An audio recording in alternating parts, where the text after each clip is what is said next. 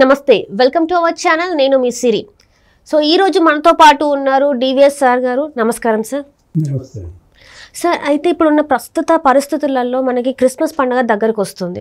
అయితే కొన్ని ప్లేసెస్లలో అంటే ఒంగోలు కావచ్చు, విజయవాడ కావచ్చు, ఇలాంటి ప్లేసులలో కొన్ని అంటే మన యేసుక్రీస్తు ఫ్లెక్సీలలో జగన్మోహన్ రెడ్డి గారి ఫేస్ని పెట్టేసి అంటే ఆయన ఒక దైవ సంబుధుడు లాగా అంటే ఎక్కడ కూడా ఒక జీసస్ క్రైస్ట్ అంటే మనకు తెలుసు ఆయనకి ప్రేమకి అంటే ఒక చిహ్నం అనుకోవాలి, జాలి కరుణ అన్నిటికీ ఒక చిహ్నం అనుకోవాలి. సో అలాంటి ఒక దేవుడి ప్రతిమ అంటే ఫ్లెక్సీలో జగన్మోహన్ రెడ్డి గారి ఫేస్ని పెట్టడం, సో ఇలాంటివి అంటే ఎన్నికలు కూడా దగ్గరలో ఉన్నాయి.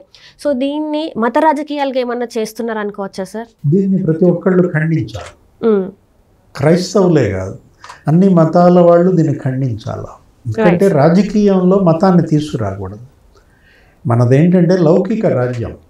భారత రాజ్యాంగం ఏంటంటే మనకి సర్వసత్తాక లౌకిక రాజ్యంగా దీన్ని చేసినప్పుడు ఇక్కడ అన్ని మతాలు సమానం. మతం వేరు, రాజకీయం వేరు. రాజకీయాల్లో మత ప్రస్తావన తీసుకొచ్చి మతం ద్వారా ఓట్లు పొందాలనుకోవడం, కులం ద్వారా ఓట్లు పొందాలనుకోవటం, ఇదంతా కూడా ఈ మధ్యకాలంలో వస్తున్నటువంటి ఒక దుష్ట సంస్కృతి. ఇది ప్రజాస్వామ్య మనుగడనే దెబ్బతీస్తుందన్నమాట. ఇప్పుడు యేసుక్రీస్తు బొమ్మలో జగన్ ఫోటో పెట్టడం అంటే జగన్మోహన్ రెడ్డిని దైవాంశ సంభూతుడిగా ప్రజల్లోకి పంపే ప్రయత్నం అది తప్పనమాట. జగన్ దేవుడైతే ఎవరికి అవుతాడు? వైసీపీ వాళ్ళకి అవుతాడు. ఆ పార్టీ కార్యకర్తలు లేకపోతే వాళ్ళ నాయకులు వాళ్ళు కొలుచుకుంటే నో ప్రాబ్లం, అది వాళ్ళ మధ్య ఉన్న సంబంధం. అంతేగాని ప్రజాబాహుళ్యంలో నువ్వు ఫ్లెక్సీ పెట్టావంటే అది చాలా తప్పనమాట. ఇప్పుడు గతంలో కూడా మనం చూసాం, రామాలయం పేరుతో ఓట్లు అడగటం తప్పు.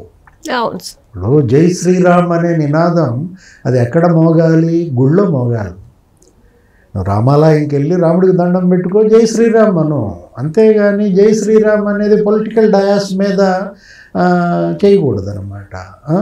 అలా రామాలయంతో ఓట్లు అడగటము తప్పే. బైబిల్ తీసుకుని పొలిటికల్ డయాస్ మీదకి వెళ్ళకూడదు. బైబిల్ చూపించి ఓట్లు అడగకూడదు.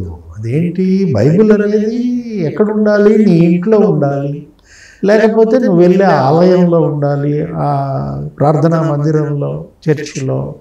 లేదు, ఇంటి నుంచి చర్చికి వెళ్ళే దారిలో నువ్వు పట్టుకెళ్ళాలి, మళ్ళీ తీసుకురావాలి. ఇంతవరకే కానీ బైబిల్ తీసుకొచ్చి నేను రాజకీయ ఉపన్యాసం చేస్తాను, ప్రజలకు చూపిస్తా బైబిల్ చేత్తో పట్టుకుని రాజకీయ ప్రసంగాలు చేయకూడదు అన్నమాట. రాజకీయం వేరు, మతం వేరు. రాజకీయాల్లో మతాన్ని చొప్పించకూడదు అన్నమాట. అది లౌకిక రాజ్య ప్రతిపత్తికే అది కీడు. ఇప్పుడు జగన్మోహన్ రెడ్డి క్రీస్తుకి ఏమైనా సంబంధం ఉందా? పోలికలు ఉంటాయా? ఆయన ఎవరో ఉంటాడు, విజయ్ చంద్ర ఎవరో వేసాడు, ఏంటి ఆయన రాజాదిరాజు అని, కరుణామయుడో ఏదో అప్పట్లో గొప్ప సినిమా. ఆయన ఉన్నాడంటే అర్థం ఉంది, ఆయన క్షమిస్తారు ప్రజలు. ఎందుకని? ఆయనే కదా ఆ పాత్ర వేశాడు కాబట్టి ఆ ఫోటో పెట్టుకున్నాడు క్యాలెండర్లో, ఫ్లెక్సీలో అనుకుంటాం. ఎన్టీ రామారావు కృష్ణుడిగా, రాముడిగా చాలా పాత్రలు వేశాడు కదా. అసలు అందరి ఇళ్లలో ఆయన ఆ ఫోటోయే ఉంటుంది, అబ్జెక్షన్ ఉండదు. ఎందుకని? వాళ్ళు హీరోలు, కళాకారులు, ఆ పాత్రల్లో జీవించారు కాబట్టి ప్రజలు కూడా రిసీవ్ చేసుకుంటారు. ఇతనేంటి? ఇతను హీరోనా? ఇతను ఏదైనా సినిమాలో జీసస్ పాత్ర పోషించాడా? ఇతను పొలిటీషియన్ కదా, రాజకీయ నాయకుడుగా నువ్వు ఉంటూ నీ ఫోటోని జీసస్ క్రైస్ట్గా చూపిస్తున్న దాన్ని నువ్వు ఖండించాలి. నువ్వు అసలు కార్యకర్తలకు సందేశం ఇవ్వకూడదు, పంపకూడదు. కార్యకర్తలు, నాయకులు కూడా అది చేయకూడదు. ఎందుకని? ఇప్పుడు క్రీస్తు ఏం చెప్పాడు? జీసస్ చెప్పింది ఏంటి? దయ, కరుణ. ఇందాక నువ్వు చెప్పావు కదా, ప్రేమతత్వాన్ని బోధించాడు. నీ వలే నీ పొరుగు వారిని ప్రేమించు అంటాడు. దై లవ్ యువర్ నైబర్. బైబిల్ చెప్పేది ఏంటంటే, ఈయన ప్రేమిస్తాడా జగన్మోహన్ రెడ్డి పొరుగు అని? పొరుగు రాజకీయ పార్టీ తెలుగుదేశాన్ని ప్రేమిస్తాడు. ఇతను పొరుగు వారిని ప్రేమించేవాడైతే చంద్రబాబుని 53 రోజులు జైల్లో పెడతాడా? అది కాదు కదా. తెలుగుదేశం మీద మీరు చూశారు ఎంత హింస విధ్వంసాలు జరిగాయో. జగన్మోహన్ రెడ్డి పరిపాలన అంటేనే హింస గుర్తొస్తుంది, విధ్వంసం గుర్తొస్తుంది. గ్రామ బహిష్కారాలు, సజీవ దహనాలు, శిరోముండనాలు, తోటల నరికివేతలు, భూ కబ్జాలు. ఇలాంటి వ్యక్తి ఫోటో క్రీస్తు దాంట్లో పెడితే క్రైస్తవం చాలా క్షోభిస్తుంది అనమాట. ఏ క్రైస్తవుడు దాన్ని హర్షించడు. అది తప్పు కదా. గతంలో ఒకసారి ఎప్పుడో సాక్షి పేపర్లో క్రీస్తు ఫోటో ఏదో పెట్టారు. ఏంటి, క్రీస్తు ఫోటో పెడుతూ దానిలో చేతిలో సిగరెట్ పెడతారు. గందరగోళం అయింది అప్పుడు. ఏంటి, క్రీస్తు ఫోటో పెడుతూ సండే వస్తుంది అనమాట. ఆ సిగరెట్ పెట్టేసేసరికి అసలు సాక్షిని తగలబెట్టేశారు అంతా కూడా. ఇవాళ అసలు జగన్మోహన్ రెడ్డి దిష్టి బొమ్మలు తగలేయాలి నిజం చెప్పాలంటే. ఈ ఫోటో చూసి, ఈ ఫ్లెక్సీలు చూసి తీసేసినట్టున్నారు.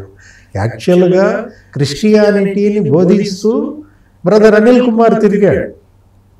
మనం చూసాం. ఆయన కూడా ఏంటి, బ్రదర్ క్రీస్తు బోధనలు వినిపిస్తూ ఆరాధకుడుగా, మత బోధకుడుగా రాష్ట్రాలు మొత్తం తిరుగుతాడు కదా. రాజశేఖర్ రెడ్డి అల్లుడు, జగన్ యొక్క బావ, షర్మిల హస్బెండ్ భర్త. ఇప్పుడు అదే బ్రదర్ అనిల్ కుమార్ ఇతనికి ఓట్లు వేయించాడు లాస్ట్ ఎలక్షన్ లో. తన పాస్టర్లు, తన కమిటీ, వాళ్ళ యొక్క మిషనరీ ఆర్గనైజేషన్ ద్వారా. అలాంటి అనిల్ కుమారే ఈ ప్రభుత్వాన్ని విమర్శించాడు. జగన్మోహన్ రెడ్డి ఇంటర్వ్యూ నాకే దొరకట్లేదు, 2.5 ఏళ్ళు అయిందన్నాడు. ఆంధ్రప్రదేశ్కి బీసీ ముఖ్యమంత్రి కావాలన్నాడు. అంటే జగన్మోహన్ రెడ్డికి, ఆ కుటుంబానికి ఎంత దూరం వచ్చిందో చూడండి. ఏది, షర్మిల ఇవాళ అన్న నిరాదరణకు గురైందని ఆమె అక్కడి నుంచి వచ్చేసి ఇక్కడ పార్టీ పెట్టుకుంది, తెలంగాణలో పార్టీ పెట్టుకుంది. రాజశేఖర్ రెడ్డికి ఆమె చాలా అభిమానంగా చూసుకునేవాడు. తన కూతురు అంటే చాలా ఇష్టం. జగన్మోహన్ రెడ్డి కన్నా షర్మిలను ఎక్కువ ప్రేమిస్తాడు. ఎవరు, రాజశేఖర్ రెడ్డి. పాప్స్ అంటాడు, పిలవటమే వాట్ పాప్స్ అంటాడు. అంటే పాప అని మనం అనుకున్నట్టుగా అతను తన కూతురు అంటే అంత ఇష్టం.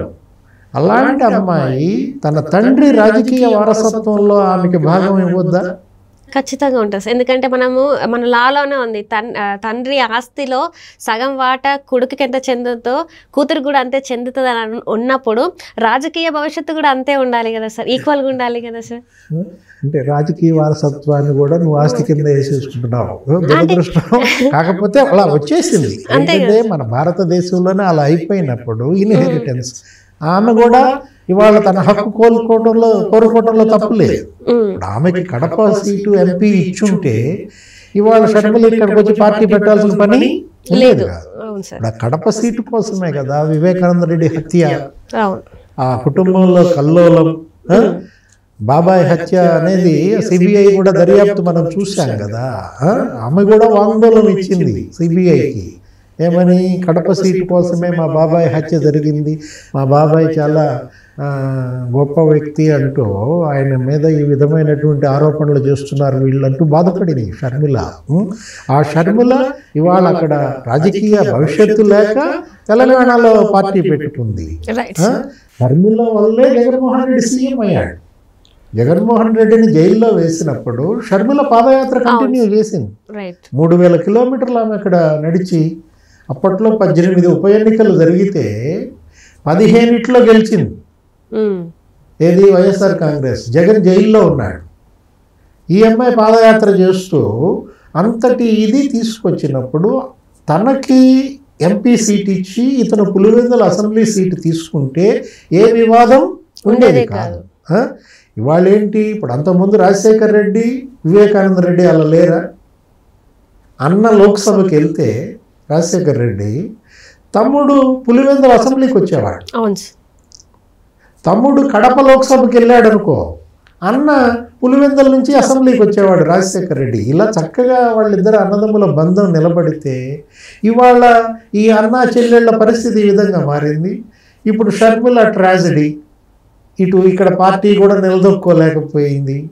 ఏం జరిగింది, మళ్ళీ కాంగ్రెస్లో విలీనమని చెప్తారు. తండ్రి జీవితాశయానికే నేను కట్టుబడి ఉన్నానంటూ మొన్న వెళ్ళి సోనియాను కూడా కలిసింది. ఎవరు? షర్మిల. Right. ఇలాంటి పరిస్థితుల్లో షర్మిల గనక మళ్ళా రేపొద్దున కాంగ్రెస్ పార్టీ తరపున ఆంధ్రప్రదేశ్లో బాధ్యతలు తీసుకుందనుకో, అది ఎవరికి దెబ్బ? జగన్మోహన్ రెడ్డికి చావు దెబ్బ అవుతుంది. Right. ఏది? జగన్మోహన్ రెడ్డి గనక ఇప్పటికైనా మేల్కొని చెల్లిని ఆదరించకపోతే ఆ చెల్లి ఏం చేస్తుంది? రేపొద్దున కనుక కాంగ్రెస్ పార్టీ బాధ్యతలు అప్పచెప్పింది అనుకో, ఏపీ చూడమందనుకో, అప్పుడు ఏపీ బాధ్యతలు కనుక తను ఎత్తుకుంటే ఇవాళ జగన్మోహన్ రెడ్డి ఏ బొమ్మలు అయితే తీసేస్తున్నాడో, ఎమ్మెల్యేలను తీసేస్తున్నాడు కదా, అవును సార్. జగన్ తీసేసిన ఎమ్మెల్యేలంతా రేపు షర్మిల పంచం చేరుతారు, ఖచ్చితంగా సార్. కాంగ్రెస్ పార్టీలో చేరతారు. ఏమవుతుంది? స్వగృహ ప్రవేశమై కాంగ్రెస్ అక్కడ మళ్ళా పునరుత్తేజం. తెలంగాణలో కాంగ్రెస్ పార్టీ అధికారంలోకి వచ్చింది, కర్ణాటకలో కాంగ్రెస్ పార్టీ అధికారంలోకి వచ్చింది. ఈ రెండింటి ఎఫెక్ట్ దేని మీద పడుద్ది? ఆంధ్రప్రదేశ్ మీద పడుతుంది అన్నమాట. ఆంధ్రప్రదేశ్ కాంగ్రెస్ గనక నూతన జవసత్వాలు గనక పుంజుకుంటే, షర్మిల దానికి నాయకత్వం వహిస్తే జగన్మోహన్ రెడ్డి గింగిరాలు తిరుగుతాడు. ఎందుకని? జగన్మోహన్ రెడ్డికి వచ్చిన ఓట్ బ్యాంక్ అంతా ఎవరిది? Sharmila, Congress vote bank. yes sir. ఇప్పుడు మళ్ళా కాంగ్రెస్ ఓట్ బ్యాంక్ అంతా కాంగ్రెస్కి వెళ్ళిపోతుంది. దాంతో జగన్మోహన్ రెడ్డి మళ్ళా డోల్ డ్రమ్స్లో పడిపోతాడు. కాబట్టి ఆంధ్రప్రదేశ్ రాజకీయాలు ఇవాళ అనూహ్యంగా మారుతున్నాయన్నమాట. ఈ పరిస్థితుల్లో ఇప్పుడు మళ్ళా మతాన్ని తీసుకొచ్చి, మళ్ళా క్రిస్టియానిటీని తీసుకొచ్చి, తను క్రైస్తవుడని చెప్పుకుంటూ బైబిల్ తీసుకుని మళ్ళీ ఓట్లు అడిగితే, ఇంతకుముందు ఏం చేశాడు? ఇలాగే అక్కడికెక్కడికో వెళ్ళాడు, హరిద్వార్. అక్కడికి వెళ్ళి ఆ స్వరూపానంద ఆయనతో ఈయనకి హిందుత్వం ఇప్పించి అక్కడేదో గంగలో ముంచి ఆయన హిందుత్వం ఇప్పించానని చెప్పి హిందూ ఓట్ల కోసం ఏదో తిప్పలు పడ్డారు. ఇప్పుడు మళ్ళీ ఈ క్రిస్టియన్ ఓట్ల కోసం ఈ ఫ్లెక్సీలు ఇది ప్రజలన్నీ గమనిస్తున్నారు. Right sir. తిరుగులేని గుణపాఠం చెబుతారు. Right. Thank you sir. So ఇది వాళ్ళ చర్చ. మరి మరొక చర్చతో మీ ముందుకు వస్తాను. అంతవరకు సెలవు. Thank you.